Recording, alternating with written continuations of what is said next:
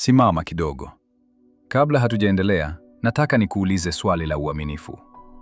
Je, unahisi umepoteza ule uwezo wa kujidhibiti? Je, unahisi akili yako imekuwa kama gereza ambalo kila ukijaribu kutoroka, unajikuta umerudi kule kule kwenye tabia unazozichukia? Watu wengi wanashindwa kuacha tabia haribifu si kwa sababu hawana nguvu, bali kwa sababu hawajui jinsi ya kusafisha injini ya maamuzi yao, ambayo ni ubongo. Leo nitakupa ramani ya siri ya hatua kwa hatua jinsi ya kufungua ubongo wako na kuutoa kwenye utumwa wa msisimko wa bandia. Kama umechoka kuwa mtumwa wa tabia zinazokurudisha nyuma na uko tayari kuijenga upya hatima yako, bonyeza kitufe cha subscribe sasa hivi na washa kengele ya taarifa.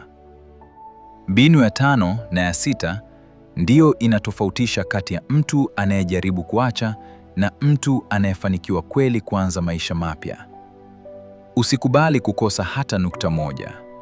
Hatua ya kwanza, lazima uelewe mtego wa dopamine. Vichocheo hivi vya bandia vinafanya kitu kimoja. Vinamwaga kemikali ya msisimko kwenye ubongo wako kwa wingi kupita kiasi. Hii inaufanya ubongo wako uungue.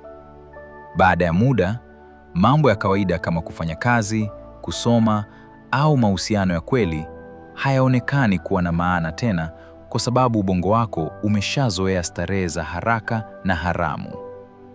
Ili usafishe akili yako, lazima ukubali kuacha kuupa ubongo wako chakula hicho cha sumu. Mbinu ya pili, kata mifereji ya ushawishi. Huwezi kuacha tabia zinazokudhoofisha ukiwa bado unakaa kwenye mazingira yanayozichochea kila siku. Huwezi kupona ukiwa unashinda kwenye maeneo yanayokurudisha nyuma au ukiwa peke yako na vifaa vinavyokupeleka kwenye majaribu saa 6 za usiku. Lazima uwe mkatili kwa mazingira yako. Futa apps zinazokushawishi.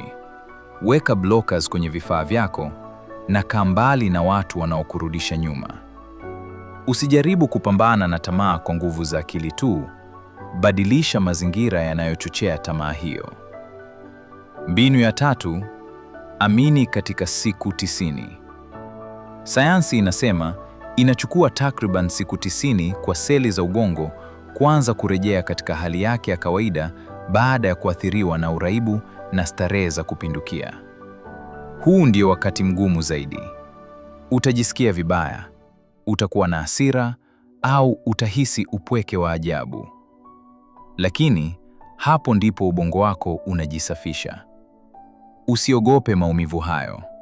Ni ishara kwamba sumu inatoka mwilini mwako. Mbinu ya 4, tumia sheria ya sekunde 5. Nataka nikupe silaha ya dharura itakayookoa maisha yako wakati wa dhoruba.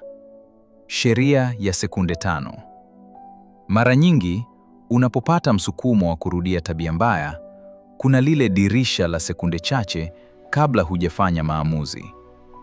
Katika sekunde hizo, ubongo wako utaanza kukushawishi kwa sauti ya upole, ukikwambia, ni mara moja tu, au utaanza kesho.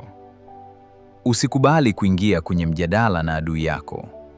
Hesabu kinyume kwa sauti. 5, 4, 3, 2, 1, na amka. Ondoka hapo ulipo mara moja. Hii siyo mbinu ya kishairi. Ni mbinu ya kibaolojia inayohamisha udhibiti wa akili kutoka kwenye sehemu ya hisia, basal ganglia, kwenda kwenye sehemu ya maamuzi, prefrontal cortex. Hesabu hiyo inakata mawasiliano kati ya tamaa na kitendo, ikikupa nafasi ya kuchagua ushindi badala ya utumwa. Mbinu ya 5, nguvu ya maji ya baridi, the cold shower reset. Unapohisi akili imezidiwa na moto wa tamaa na huwezi tena kujizuia, nenda kachukue oga ya maji ya baridi, cold shower.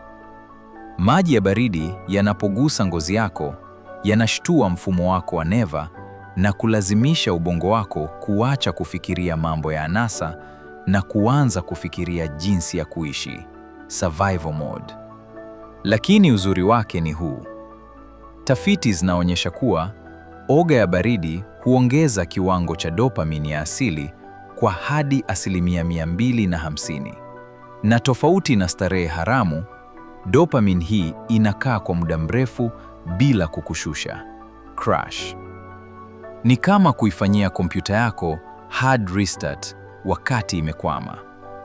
Inakupa utulivu, inakufanya ujihisi shujaa, na inaufuta ule ukungu wa mawazo machafu papo hapo. Mbinu ya 6. Tumia kanuni ya sio leo. The not today strategy. Hii ndiyo ya kuzingatia sana na inakuwa na mchango mkubwa kwenye maendeleo yako. Acha kufikiria kuhusu miaka 10 ijayo. Sema sio leo. Moja ya sababu zinazofanya watu washindwe kuacha tabia mbaya ni hofu ya kwamba sitafanya hivi tena maisha yangu yote. Wazo hilo ni zito na linakatisha tamaa.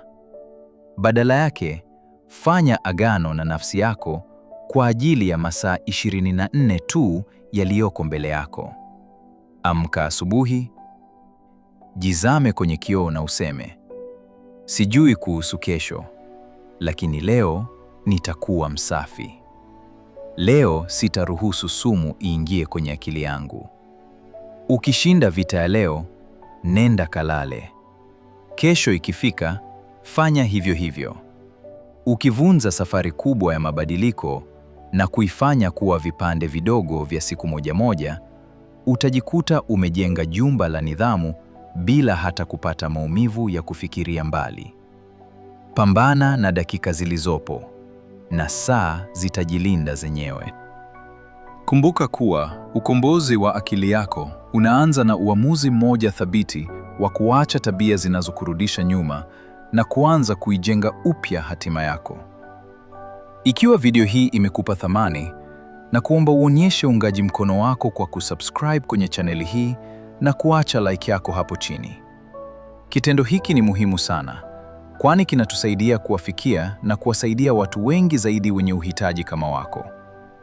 Asante kwa muda wako na kwa kuchagua kuwekeza katika ukuaji wa nafsi yako. Jali akili yako, jali maisha yako. Tukutane wakati ujao.